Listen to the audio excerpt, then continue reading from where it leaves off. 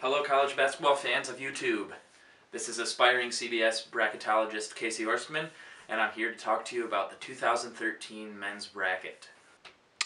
Here is a quick overview of my selections. I hope they are all clear enough for you to read there. I will be going over some specifics here in a minute. Hopefully you follow along with your bracket, and I can provide some good insight on why I think who's going to win and some of my unconventional methods for making some of these picks. I'll just go over right from the beginning who I have winning. I have Butler winning in a rematch of the 2010 bracket against Duke for many reasons. Number one, both of the years that Butler made it miraculously into the national championship to ultimately lose, in either of those years, they did not face a top 25 opponent and win. This year, they have not only done that, but they have beaten two ranked number one teams during the season, two of those teams that are now one seeds in this bracket. There are no other teams in the bracket that have beaten two of the one seeds in this year's bracket. The closest team to do that is Villanova, that's beaten Louisville as a number one seed, and Georgetown, that has the number two seed. So, obviously, if I thought Butler could make magic happen, and the first two times they did it, I certainly think that they can do it again this time, with Rodney Clark shooting three-pointers, three-point daggers like crazy, Brad Stevens 11-4 in the tournament, two of which are losses. Two of those four losses are national title losses. I obviously think that Butler can make that magic happen again.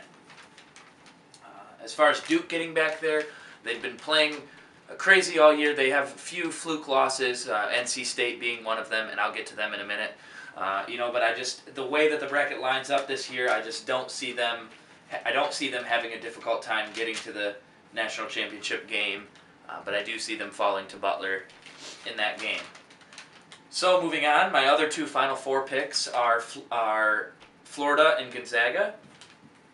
And let me talk to you about some of their routes to getting to the Final Four as well. Gonzaga, although I'd love to see Pitt make a crazy upset there, I just don't see that happening. I have Wisconsin versus Kansas State. I have Wisconsin upsetting that game, and I don't see them beating Gonzaga.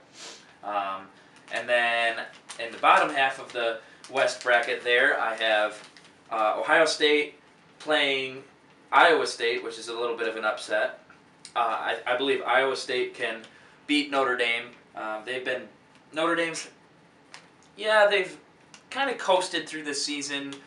Nothing really stood out to me that special. Iowa State has definitely been building a resume that has them improving over the next few years, starting with the transfers from MSU and all over, just becoming transfer university, and I just think that it's finally time for them to start that rise, but I don't see that getting them further than Ohio State. And then I have Belmont. Obviously, they were supposed to beat Wisconsin as a 3 seed in the tournament previously, and that didn't happen. They got blown out, but that's a crazy three-point shooting team, especially in transition, and the three-pointer, hit or miss, if they have a hot night, I could easily see them upsetting Arizona. Arizona's lost some key players, and I just think this is the year that Belmont, I've been waiting on this team to make an upset, or make a Cinderella run. Unfortunately, I don't think that run's going to last very long because of New Mexico. I think just the way that the two rosters line up, I definitely think that New Mexico can put a stop to Belmont's hot shooting. And so I see New Mexico playing Ohio State. And then, like I said, Ohio State playing Gonzaga. I just don't see Aaron Kraft. He's let me down in the past. I just don't see him being a match for Gonzaga. Kelly Olynyk, as shaky as I think he is at times, I just see Gonzaga running away with that game, but not being any match for Duke. The size and the speed, it's just not going to be there against Duke to get into the national title game. So let's back up here to the Midwest and explain the rest of Duke's run to the Final Four. I have Creighton playing Duke. Actually, let me back up.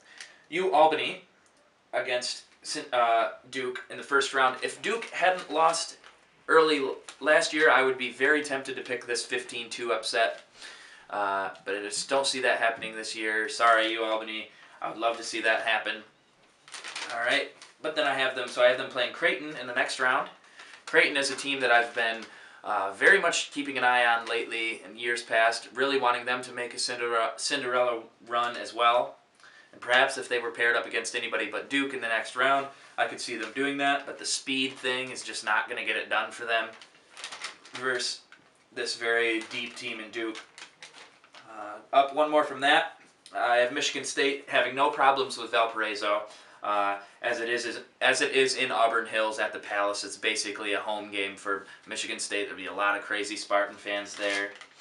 And then Memphis, I have St. Mary's winning the play-in game, and I could see them easily beating Memphis. They only have 4 losses, but they haven't really played anybody that impressive in my mind. But for some reason, I just don't see that happening. And coincidentally, although I just bashed on Memphis a little bit, I actually have them beating MSU in the next round, which pains me to say as I am a Spartans fan. But MSU has some shaky losses in random situations. Keith Appling's play, I've been saying this for a few years. I was very excited to see him play. And he's just been kind of floppy. There's not a lot of drive on that team. Harris is going to step up, I think, but if that's the only factor that they have, like they have had in some games, in some tough losses, especially some losses that they easily should have had. The Connecticut loss, I still don't excuse that one. I don't care about the aircraft carrier and it being in Germany, or aircraft carrier game from last year. Now they played in Germany. All that stuff. A loss is a loss. A loss to Kansas that we'll get to in a minute is just a flaky team. I can't take my Spartans any further than that third round. And above them, I have one of the toughest games I've had to pick so far this bracket, and that's Oklahoma State winning and St. Louis winning, playing each other.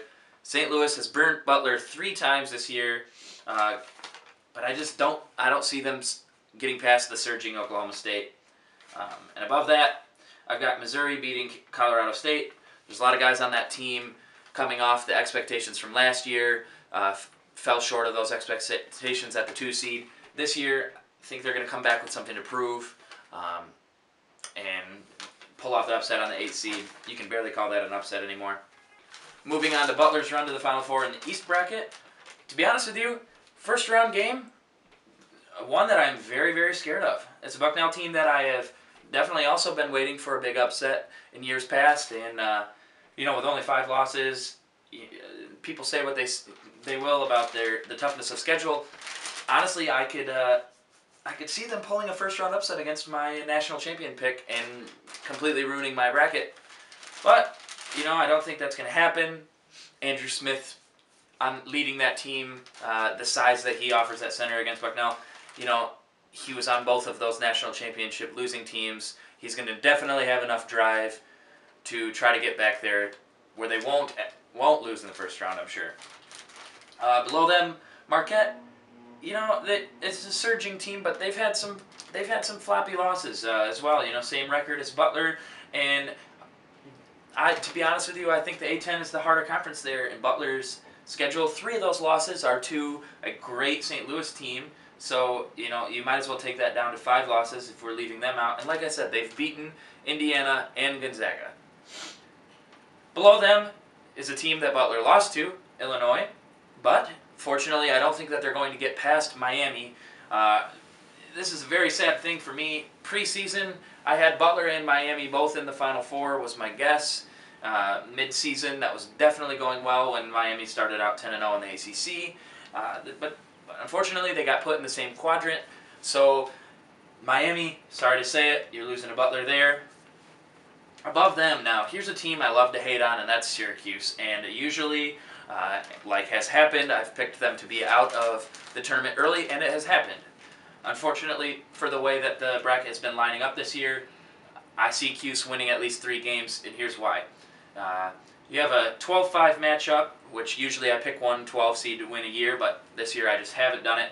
You have a 12-5 in California and UNLV. I see UNLV winning that game, but I don't see either of those teams being a force against Syracuse, unfortunately. And one above them, you've got the 1 seed, Indy, playing North Carolina State. And now this is one of my favorite picks of the bracket this year. It's the 30th anniversary of that crazy North Carolina State national championship win. Indiana has some questionable losses, including Butler, but also just some losses in the Big Ten that just don't make any sense, really. So I have NC State winning that, but that's where their luck runs out for nostalgia's sake, and I see Syracuse winning that game and then finally falling out to Butler. All right, the last quadrant. Florida's run to the Final Four in the South bracket. See, this is the toughest bracket in my opinion because of the amount of coaches that have Final Four appearances on the 11th. In the top 11 seedings, 10 of those coaches have Final Four appearances. With Michigan being the odd man out, and coincidentally, I have Florida beating Michigan to keep that the way that it is and not allow them into the Final Four. Up top, we've got Kansas winning out. Obviously, no 16 seed Cinderella this year. Kansas playing a very tough Villanova team. Like I said earlier, Villanova is the closest one to Butler, beating a 1 seed and Georgetown, the 2 seed this year earlier in the season. I have Nova also pulling up that upset. So this year I do have 2 number 1 seeds losing in the 3rd round. I think that can happen with NC State playing off nostalgia, and like I said now, Nova just having those 2 very, very good wins. I think that they can pull that off. Not to mention the fact that Kansas has very sketchy losses. I don't understand how they got the 1 seed. We'll see what happens there. Right below that, this is a crazy time. Shaka Smart and his VCU squad, playing Michigan with Trey Burke and all that, but I just unfortunately, the way that Hardaway and Trey Burke are playing, I just don't see VCU pulling off any more of that crazy magic. We'll see. But so I have U of M winning that game, and then Villanova's luck also runs out there. U of M to play Florida. Florida they're a very similar team with Florida and U of M, the way that they play. And until that random upsetting loss to Arkansas by Florida was cruising, crushing everybody, playing out of their minds. I just think they're going to be able to channel some of that early season back into this game versus U of M. U of M also has some questionable losses, although with the Big Ten being as stacked as it is, it's kind of tough to say what is a questionable loss anymore. But I definitely think that's how it's going to be turning out. Big thing for me is start thinking about things that are more intangible based instead of just things you can number. For instance, Colorado State, Missouri in the 1st round. A lot of people talk about Boise State's football team because they're blue field and they get to wear blue jerseys, and that's not fair. Well, why don't you go check out Colorado State's court, their home court, with that crazy Ram logo? The court is really awkward to look at, and that might affect a lot of teams' offensive running or their offensive flow. Certain things like that just have a big deal to do with it. Like I was talking about with NC State and the nostalgia being the 30th anniversary this year. Things that are crazy that happen for those reasons like that. Another huge one is the last 3 teams that have made their first bracket appearance, excluding 16 seeds, have won their 1st round game regardless of the seeding. And Florida Gulf Coast University could definitely pull that upset against Georgetown, being as it is their first appearance in the bracket. They're the only team this year that has made their first appearance in the bracket. And I think regardless of the intangible pick there, they are the strongest of the 15 seeds, right up there with Albany. And I think that could be a very good sleeper pick that not many people out there will see coming or have on their brackets. So, I hope you enjoy filling out your bracket, and I can't wait to see how the rest of March Madness turns out.